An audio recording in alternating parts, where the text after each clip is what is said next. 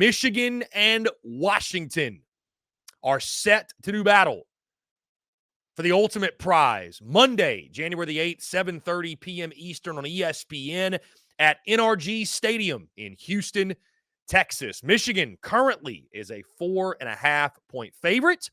The over-under is set at 55.5. And as you look at this game, guys, the top storylines in this one, both of these teams are going for the first national title in quite some time. Michigan hasn't won one since 1997. And Washington, you got to go all the way back to 1991 for the last time the Huskies won the ultimate prize. And Michigan guys especially, I mean, you're talking about the winningest program in college football that has not won a national title in, 27 years? It'll be 27 years in the making if they can get the job done. So, and again, for Washington, like I mentioned, in quite some time, 33 years for them, if my math stands correct there as well. So a lot of the line for both these programs. And guys, with the expanded playoff, I think both will expect to be back more often than not, but still, you never know when you're going to have this opportunity again. So I think both are desperate to end their national title droughts. And what's so exciting about this game too, guys, you look at it, it's just two completely different styles, right? You've got the Michigan run game, the defense. When I think of Michigan, I think, big bruisers, physicality, winning in the trenches, that not necessarily 3 yards in a cloud of dust, because that offense is really good, but it's a lot of run game with Blake Corum. J.J. McCarthy is solid, not great. It's more of a pro-style type of scheme, pro-style type of offense. Then you look at Washington. It is an electric factory when it comes to offense. The spread them out, what Michael Penix Jr. does, guys, in the passing game. I mean, you saw him in that game against Texas. There were 400 yards passing. It's this high-flying offense. They've been winning games with offense, and they are good defensively. Don't get me wrong, but it does feel like two very different styles, two contrasting styles in this football game. And I think what's fascinating, guys, is, offense, offense, offense. That's what runs college football now, right? Does the old phrase, defense wins championships, does it still apply? Right? We heard that for years growing up as a kid. And we just heard that for years, about football. Defense wins championships. And lately it's like, does it really? I mean, does it still? Does defense win championships, or is it about who can outscore the other, which is sometimes what it feels like in college football? So two contrasting styles. Which one plays better on Monday night? On that note, guys, my question is this. How in the world does Michigan slow down Michael Penix Jr.? How? Because you watch him against Texas and all throughout the season. Again, guys, it's like video game numbers. It's video game numbers this dude is putting up. And you think about his journey, you think about his story, right? And it's incredible coming from Indiana, all the season-ending injuries, if you will, and what he's done at Washington, and now this special season here. I just, when you go into a game like this, Michigan's favored, right? Everybody's making their picks, what have you, and I'll do so in just a second. But, man, it is really, really difficult to bet against a guy who's in a zone like Michael Penix Jr. is this season. I mean, that dude is on a different level, right? When it comes to his level of play and what he's been able to do to opposing defenses. And I mean, just watching that Texas game was insane. Watching that Texas game was incredible. He can make all the throws. He can move in the pocket. He can fit it in tight windows. He can throw from different arm angles. There's literally nothing Michael Penix Jr. cannot do. He'll have his stiffest test yet against that Michigan defense. Speaking of Michigan, guys, we watched, of course, that Rose Bowl. Can Michigan clean up their special team mistakes? I don't think you beat Washington making those type of mistakes on special teams. You don't win a national championship if you're making those type of mistakes. Can they get that cleaned up and just take care of the fundamentals, right? I mean, the fact Michigan was able to overcome it was astounding. I mean, it was incredible that did not hinder them in the end. They were still able to win that football game.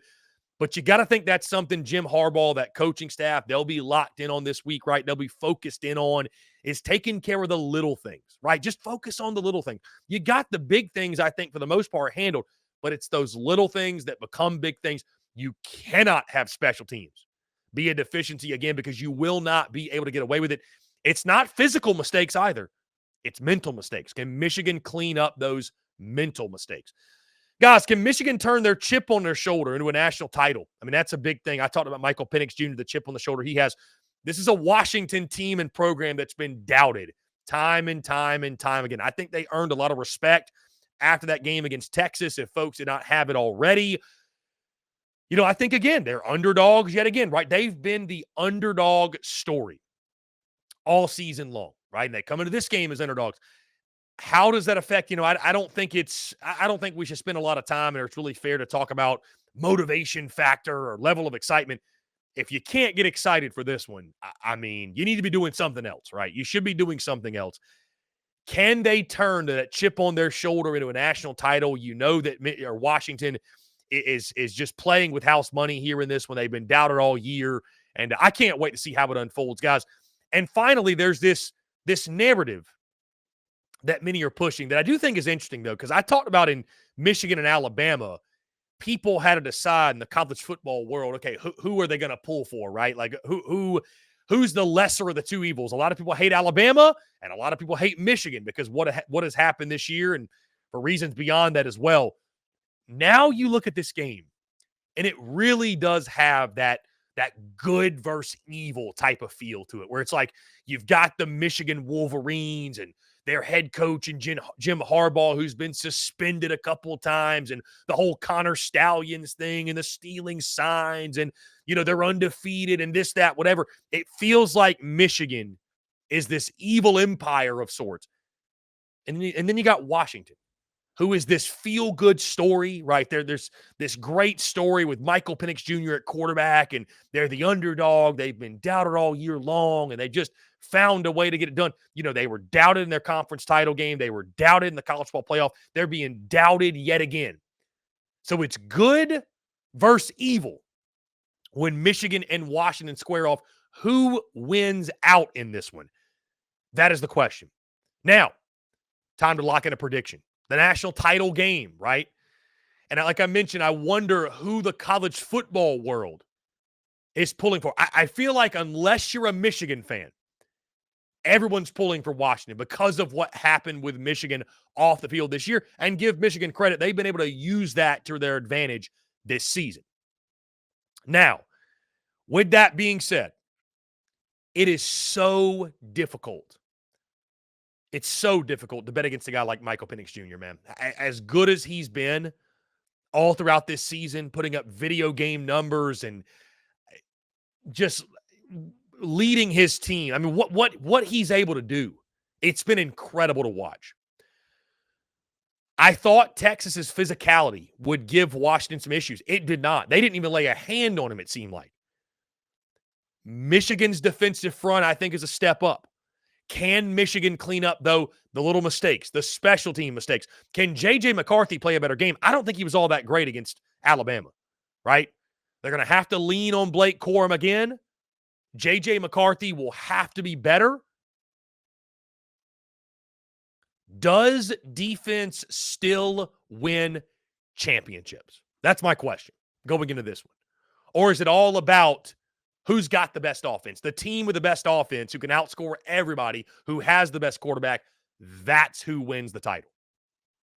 I think this is going to be a classic, guys. I think this is a fun back-and-forth ball game. I really do. It certainly has that good versus evil feel to it. But, guys, sometimes evil wins.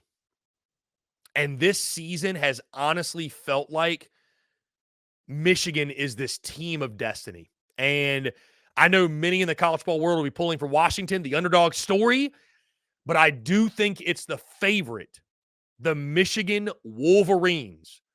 That will win it all. I think they'll have just enough. I think you're going to see the Michigan offense actually rise to the occasion. And, based off what the numbers say and what Washington averages, I think Michigan will keep them in check just enough. I still think Michael Penix Jr., you can only limit him so much. But I think Michigan edges out Washington to win the national championship. I think effectively Jim Harbaugh is going to sail off in the sunset because I don't think he wants anything to do with what the NCAA is going to be chasing him down for. Either way, though, I think Michigan, I think they get the job done. They are my pick in this game. Lock me in. Give me Wolverines 30, Washington 28. I think it's a really, really fun back and forth game. It is so hard for me to pick against Michael Penix Jr. because of what he's been this season. But guys, again, it feels like Michigan is that team of destiny. As much as we hate to say it, it feels like they're that team of destiny. And I think they will get the job done in this one. Final score, Michigan 30, Washington 28.